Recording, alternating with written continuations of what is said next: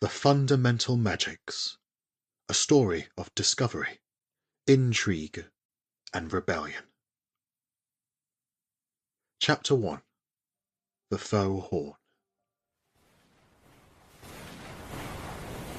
The TMIS Oersted, deemed infallible by the fixtures who built it, was now at the mercy of the monstrous waves thrashing against her hull.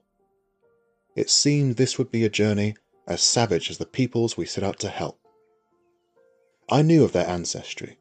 I'd read the books, but nothing could have prepared me for those first steps onto their isle.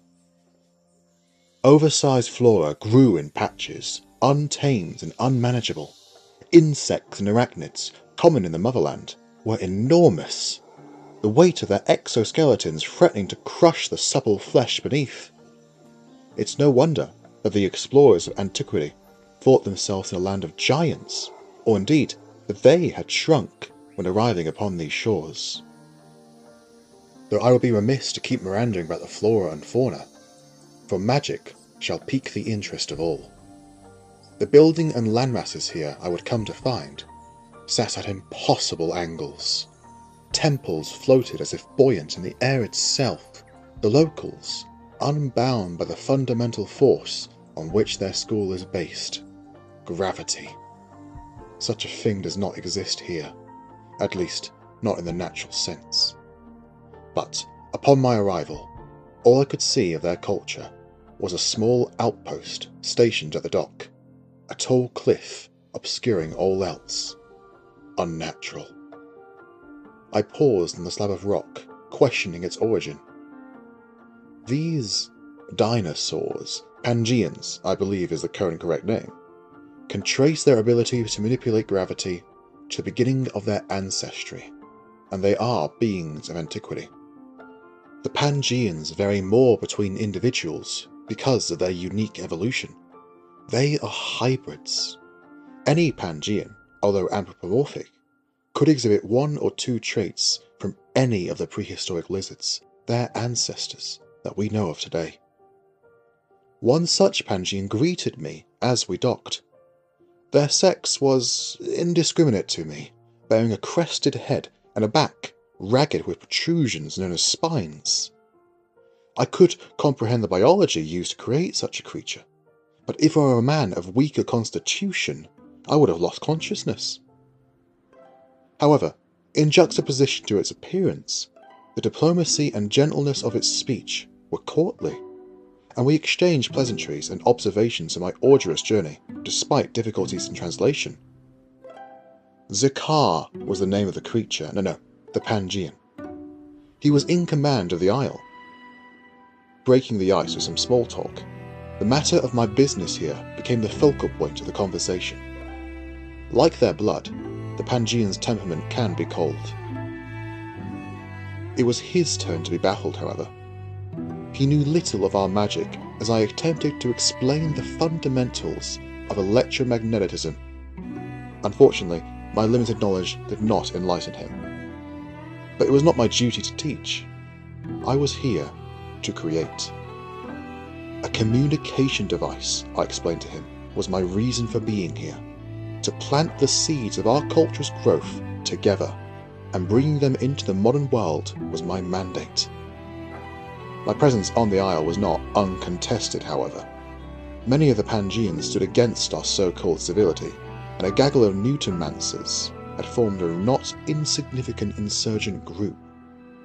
It seems we were lucky to avoid falling prey to Charbonian whirlpools created by their numbers. About 15 feet from the shore, the sheer cliff face stood. I craned my neck to see around it in either direction, but Zakar informed me that it loops around the entire island, with their settlement sitting atop. It is no surprise then that these peoples went undetected for centuries. Without their magic, it would be difficult to reach their country at all. When stepping off my boat, my feet hit the sand, and it would be no exaggeration to say that each individual grain vibrated against my feet.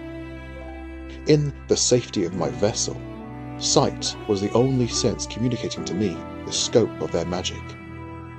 to feel it. It was a terrifying experience. The speed at which the car outpaced me and the difference between our gates showed me that the Pangeans' mastery of their magic trumped ours by at least tenfold. I followed the car, eager to begin my mission, with my pack of tools lighter in my arms. Be that excitement or Zakar's aid, I'll never know. I must say, I became used to the ground beneath me quickly, and could soon keep pace with my Pangean escort. The cliff face approaching us was monolithic. A single platform jutted out of the rock face, and upon further reflection, I could trace a faint discoloration from that point to the foot of the cliff. My observations soon ended with Zakar's gaze upon me, and a strange sense of anguish permeating the air. We reached a line of darker sand about 3 feet from the cliff, before Zakar spoke. "Stop there. Stand very still." Zakar's instructions froze me in my tracks, still unused to the sound of our language escaping a reptilian throat, and the broken way in which Zakar spoke. I realized at this point that it was indeed my language, if not accurate. A sense of shame washed over me, as I realized I had spoken a great deal upon our first meeting, and thought him dumb.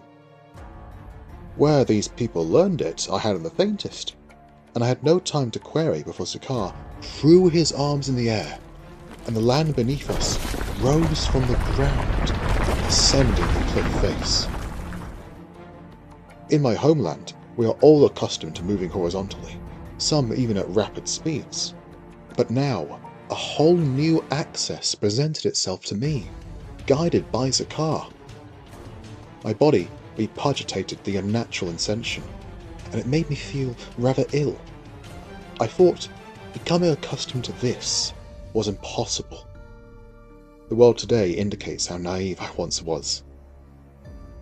As we ascended, our platform's circumference was tightening, packing us together such that the beating of his heart thumped against my own chest. Zakar lowered his arms, and our platform slowed. I struggled to contain my excitement as the platform reached its destination. I stood on my toes and craned my head to catch any glimpse just a second sooner. There was no anticlimax. The settlements of the Pangeans were beyond description, but I will do my best to convey them to you.